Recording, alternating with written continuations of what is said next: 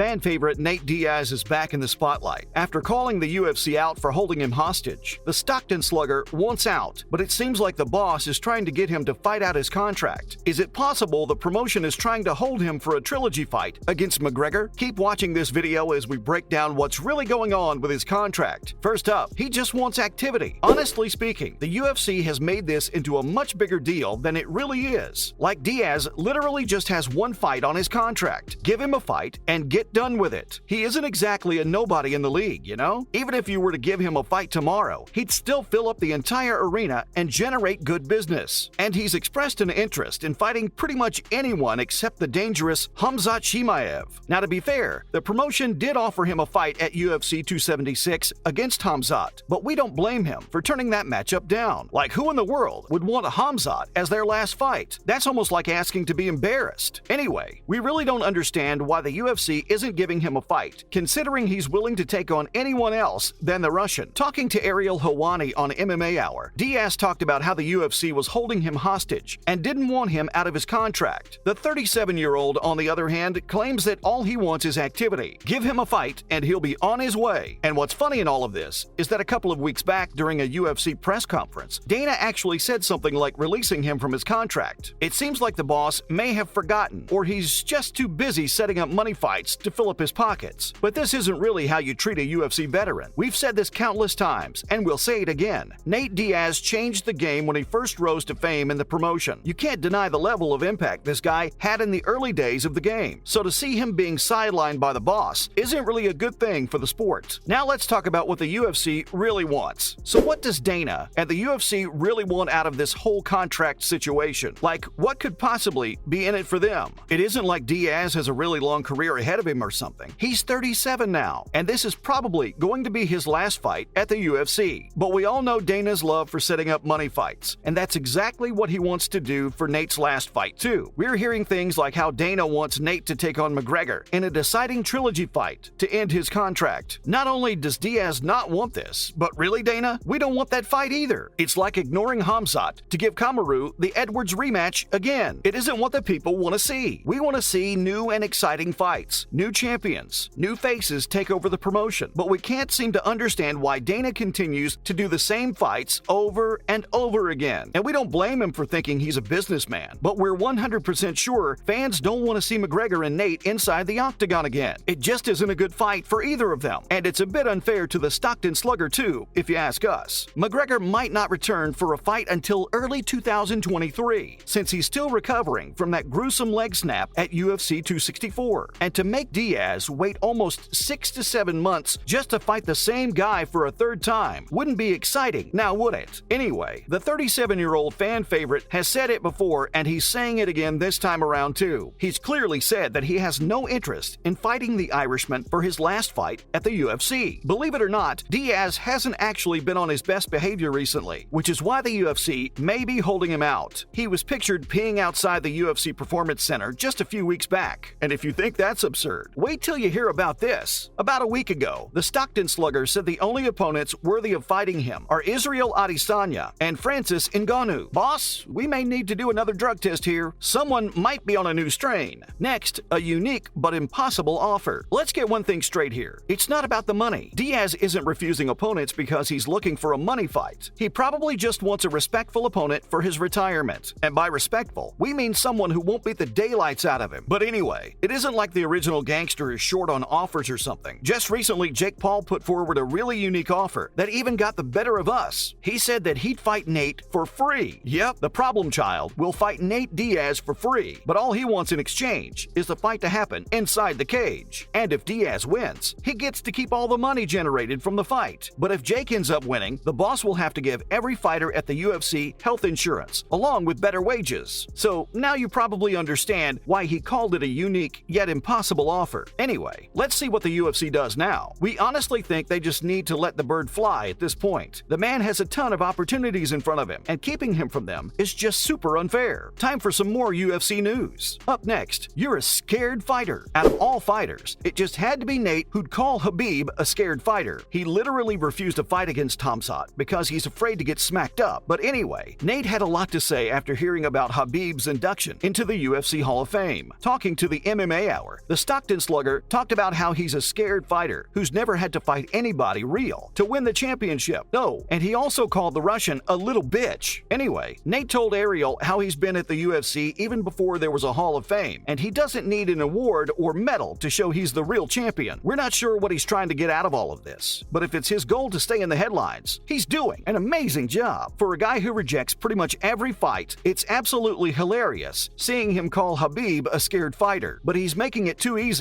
Honestly, we respect Dana for turning the UFC into the world-class promotion it is today, but we've always had an issue with fighters' wages. And we've also felt like Dana had these really rigid ideals whenever someone tries to discuss the whole issue with him. It really felt like all that smack coming from Jake would actually make a difference, but it almost seems like that old saying at this point. Never bite the hand that feeds you. Jake can scream all he wants, but until UFC fighters rally behind him and make some noise, Dana will continue to pay them peanuts. And to be honest, people had sort of forgotten about the issue for a while, but then Dana goes ahead and makes it super easy. The president of the UFC recently gifted one of the Nelk boys $250,000 in cash. You heard that right. Dana was out with one of the Nelk boys at a restaurant when he handed him a box with $250,000 in it. Just let that sink in. Fighter bonus at the UFC is like what, 50 or 80 grand at best? And he's walking around gifting YouTubers $250,000 in one go? Finally, is taking back retirement still a thing? One of the greatest lightweight champions of all time, Charles Oliveira, is probably going to be taking on Khabib-endorsed Islam Makhachev for the vacant lightweight title. Even though it's going to be a really close fight, we still think Charles has that extra bit of firepower to rise up on top. But that isn't even the interesting part about this fight. Charles has been going at Khabib really hard, saying things like how he'll have to come out of retirement and fight him if he ends up beating Islam. A lot of fighters and ex-coaches think Charles is the perfect person to lure Khabib from retirement. He's the perfect challenger and probably the biggest threat to his legacy. So if Dubronx is able to hand Makhachev a defeat, we might just see Khabib come to avenge his little brother. And that's it from our side, folks. So what do you think? Is the UFC really holding Nate hostage for a trilogy fight against McGregor? Should the boss just sign the release and get it done with? Let us know in the comments below. Remember, don't forget to like this video and subscribe to our channel for more exciting videos